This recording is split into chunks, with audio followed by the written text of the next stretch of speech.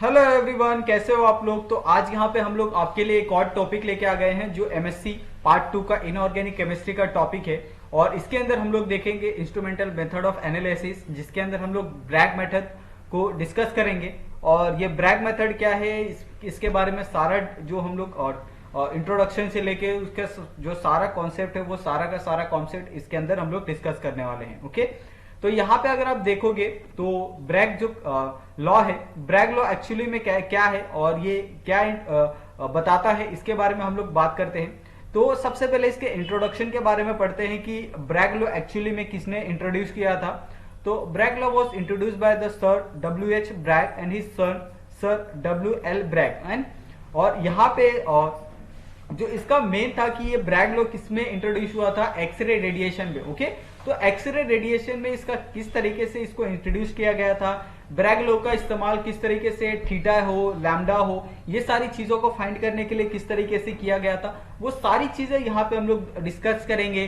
किस तरह से ब्रैग लॉ का जो फॉर्मूला है n lambda is equal to 2d sine theta, वो कैसे आया, वो सारी चीजें यहाँ पे हम लोग इस ब्रैग लॉ मेथड में देखने वाले हैं। ओके, उसके बाद यहाँ पे अगर आप सिंपल सा देखते हो कि ब्रैग लॉ एक्चुअली में होता क्या है, ठीक है, तो यहाँ पे मैं आपको थोड़ा समझाने की कोशिश करता हूं ताकि आपको अच्छे से समझ जाए। तो यहाँ पे अगर आप देखते हो तो यहाँ पे ऑलरेडी दो फेज दिया है, एक फेज ये रहा आपका और सेकेंड फेज ये रहा। ओके ओके, तो ये दोनों फेज आपको अच्छे से क्लियर तरीके से दिख रहा होगा। सेम फेज, अगर ये पहला वाला जो फेज है यहाँ पे आप देख रहे हो कि यहाँ से रिफ्लेक्ट होके वापस यहाँ पे आ रहा है। ओके, सेकंड वाला फेज सेम यहाँ से रिफ्लेक्ट होके यहाँ पे आ रहा है, लेकिन इन दोनों फेज के बीच में यहाँ पे दो पैरेलल लाइनें हैं। ओके, और ये दोनों पैरेलल लाइनें यहाँ पे जो डिस्टेंस है d से डिवाइड है। ओके, ये आप मानते हो। और ये दोनों पैरेलल लाइन के बीच में कितना यहाँ पे आपको यहाँ पे एक थीटा मिलेगा। ओके, और यहाँ पे आपको एक थीटा मिलने वाला है। ठीक है, उसके बाद अगर ये सेम अगर आप देखते हो तो यहाँ पे एक थीटा मिलेगा जो हमारा इंसिडेंट होगा, यह हमारा रिफ्लेक्टेड हो गया तो यह हमारा इंसिडेंट होगा। ओके, और इन दोनों के बीच में हमने डिस्टेंस वैसा बात किया था। और ये हमारा जो थीटा था, ये थीटा हमारा कैसे होगा, एक तो हमारा होगा डिस्टेंस साइन थीटा। ओके, और दूसरा हमारा होगा डिस्टेंस साइन थीटा। तो कितने हो गए, यहाँ पे एक हो गया और यहाँ पे एक हो गया, तो कितने हो गए, नंबर ऑफ एन कितने हो गए, 2 हो गए। और इसी तरीके से बनता है एन और 2d साइन थीटा, यानी 1 और 2, तो 2d साइन थीटा, तो थीटा यहाँ पे रिप्रेजेंट करना है। और उसके बाद यहाँ पे जो एन लैम्डा, तो एन लैम्डा कैसा है, एन हम लोग ने रिप्रेजेंट किया कि कितने थीटा है। ओके, और लैम्डा यानी जो इसका वेवलेंथ है ना, वेव, उसको हम लोग ने एज लैम्डा को कंसिडर किया है। ओके, और यहाँ पे अगर आप देखते हो तो ब्रैग लॉ क्या है कि Bragg law method that diffraction can occur only when the following equation is satisfy. तो n lambda is equal to 2d sine theta, ये ऑलरेडी हमने देखा है और हमने बताया कि कैसे आया है। और उसके हिसाब से अगर यहाँ पे अगर हम लोग कोई भी एक क्यूबिक क्रिस्टल लेते हैं हेक्सागोनल, ठीक है, तो यहाँ पे उसका जो फॉर्मूला होगा a upon under root s square k square of l square. Okay, तो जिसके अंदर से अगर आप यहाँ पे देखते हो कि अगर n क्या है, पॉजिटिव इंटीजर है, तो उसकी वैल्यू आपको किस तरीके से आएगी वो आपको यहाँ पे लेनी है।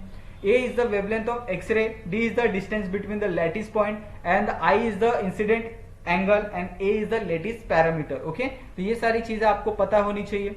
उसके बाद ब्रैग लॉ क्या कहता है कि the most significant point of the Bragg law can be explain by the constructive interference which occur when the path difference of the traveling wave match with the integral multiplication of the wavelength। Okay, तो यहाँ पे Bragg law एक तरह का क्या है, constructive interference है। इसमें आपको किसी तरह का कोई ये नहीं, इमेजिनरी पार्ट को तो नहीं बताया है, सिर्फ आपको एज्यूम करना है। ठीक है, आपको एक प्लेन कंसीडर करके दिया है, आपको क्या किया है, एक दो प्लेन बना के दिए हैं, दोनों प्लेन क्या है, एक दूसरे को पैरेलल है। उस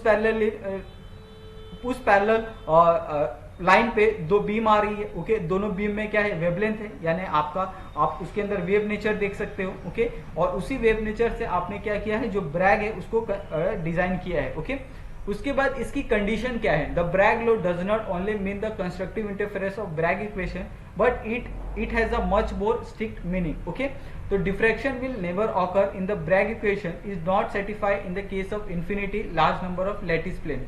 तो यहाँ पे आपने दो प्लेन के बारे में देखा। ओके, लेकिन जो ब्रैग कंडीशन है वो ब्रैग कंडीशन कब सेटिस्फाई नहीं करता, अगर उसके अंदर large number of lattice plane हो तो वो सेटिस्फाई नहीं करेगा। ओके, उसके बाद सेकंड क्या है कि अगर ब्रैग लॉ में डेरिवेशन ऑफ ब्रैग लॉ क्या है, यहाँ पे आप देख लीजिए, ठीक है, कि यहाँ पे ऑलरेडी हमने बताया था कि डेरिवेशन ऑफ ब्रैग लॉ कैसे आएगा। ओके, तो यहाँ पे आप देखो कि यहाँ पे आपको साइन थीटा की वैल्यू यहाँ पे आपको दिख रही है x अपॉन डी, ठीक है, और x हमारा क्या हो सकता है d, okay, d sine theta.